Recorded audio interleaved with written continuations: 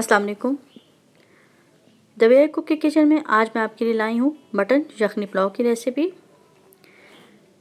Mutton यखनी पुलाव को हमारे साथ बनाइए और इन्जॉय कीजिए। तो चलिए शुरू करते हैं हम आज की अपनी रेसिपी। मटन यखनी पुलाव बनाने के लिए मैंने यहाँ पर मटन लिया है, 750 ग्राम मटन है। मसालों में सबसे पहले सौंफ लिए है 1 बड़ा खाने का चम्मच,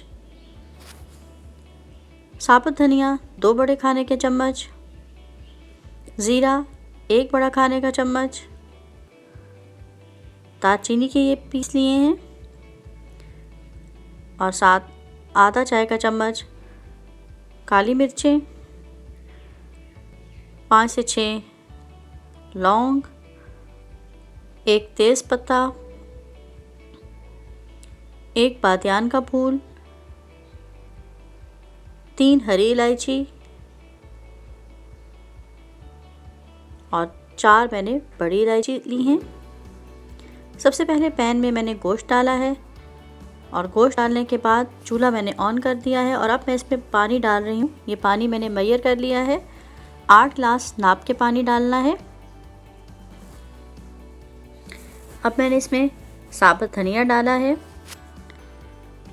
साथ ही मैंने सौंफ शामिल कर दी है। चूल्हा चूँकि मैं पहले जला चुकी हूँ, ये कुकिंग प्रोसेस तो स्टार्ट हो चुका है।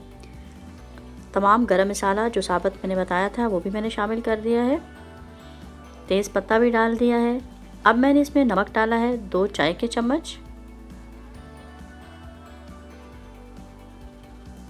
अदरक के ये 2 छोटे साइज़ के टुकड़े लिए हैं, लहसुन के 8 से 10 जवे लिए हैं वो भी शामिल कर दिए हैं और 1 छोटे साइज़ का प्याज लेकर मैंने उसको काट लिया और वो भी इसमें शामिल कर दिया है।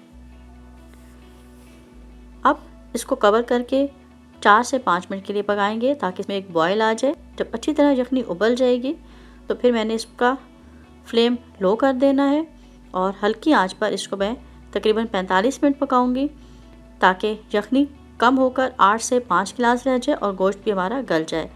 तो इसका इंतज़ार करते हैं और इतनी देर में मैंने चावल लेकर उनको साफ़ कर लिया, उनको अच्छी तरह साफ़ पानी से धोया है और फिर इनको मैंने भिगो दिया था। 3 गिलास मैंने चावल लिए हैं और उनको मैंने 25 मिनट के लिए भिगोया है। अब यखनी तैयार हो चुकी है। देखिए, इसमें से मैं गोश्त की तमाम बोटियां अलग कर लूँगी और ये जो नीचे मसाले हैं ये भी यखनी में ही रहने देंगे, बाद में हम इसको छान लेंगे, लेकिन उससे पहले तमाम बोटियां निकाल ली हैं। अब इस तरह से स्ट्रेनर रखकर मैंने तमाम यखनी को छान लिया है। इन मसालों का रस अब यखनी में शामिल हो चुका है, इसलिए मैं इनको चावलों में नहीं डालूंगी। ये यखनी अब पककर 5 गिलास रह चुकी है। आप चाहें तो इसको मेजर कर लें। अगर चावल आप 20 से 25 मिनट भिगोते हैं तो 5 गिलास यखनी काफ़ी है, लेकिन अगर चावल कम देर के लिए भिगोए हैं तो यखनी 6 गिलास रखिए। चावल पकाने के लिए मैंने आधा कप ऑयल लिया है और बड़ा देगचा लिया है। जब ऑयल गर्म हुआ तो उसमें मैंने 2 छोटे दरमियाने साइज़ के प्याज काट कर डाल दिए हैं और प्याज को अब मैंने ब्राउन करना है। अगर आप चाहें तो कम कलर भी दे सकते हैं, लेकिन मुझे ज़रा डार्क ब्राउन ही पसंद है। तो इस तरह से डार्क ब्राउन मैंने प्याज को कर लिया है। इसमें मैंने गोश्त शामिल किया है और इनको फ्राई करना है। साथ साथ अब मैं मसाले डालती जाऊंगी और गोश्त फ्राई होता जाएगा। सबसे पहले मैंने अदरक लहसुन का पेस्ट डाला है 1 बड़ा खाने का चम्मच। गोश्त को भूनते रहना है, तकरीबन 5 मिनट के लिए मैं गोश्त को इस तरह से भून लूँगी। साथ ही मैंने इसमें कुटी हुई मिर्चें डाल दी हैं 1 चाय का चम्मच और मिर्चें डाल के गोश्त को भूनेंगे। आप इतनी देर में कमेंट बॉक्स में अपना कमेंट लिख दीजिए, क्योंकि मुझे आपके कमेंट्स का इंतज़ार रहता है। जब ये गोश्त अच्छी तरह से भुन गया तो अब मैंने इसमें 5 गिलास यखनी शामिल कर दी है और यखनी शामिल करने के बाद हाई हीट पे मैं इसे पकाऊंगी ताकि यखनी में बॉयल आ जाए। देखिए, मैंने इस यखनी को मेजर कर लिया था, आप भी चाहें तो मेजर करके रख सकते हैं। 5 गिलास यखनी मैंने शामिल की है। अब बॉयल आने का इंतज़ार करते हैं। फ्लेम मैंने हाई कर दी है। जैसे ही यखनी को बॉयल आ जाएगा तो हम इसमें चावल शामिल कर देंगे। देखिए यखनी में बॉयल आ चुका है, साथ ही मैंने एक हरी मिर्च काट के डाली है और अब मैंने इसमें चावल डाल दिए, लेकिन चावल का पानी मैंने सारा निकाल दिया था। अच्छी तरह से चावलों को छान लेना है ताकि पानी निकल जाए। तमाम चावल शामिल करके अब चावल को मिक्स कर लेंगे और इसको खुला रख के पकाना है, ढक्कन नहीं देना है।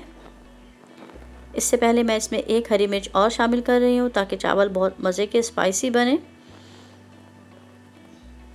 देखिए मैंने इसको खुला रख के ही पकाया है। चावल के पानी खुश्क होने का इंतज़ार करेंगे।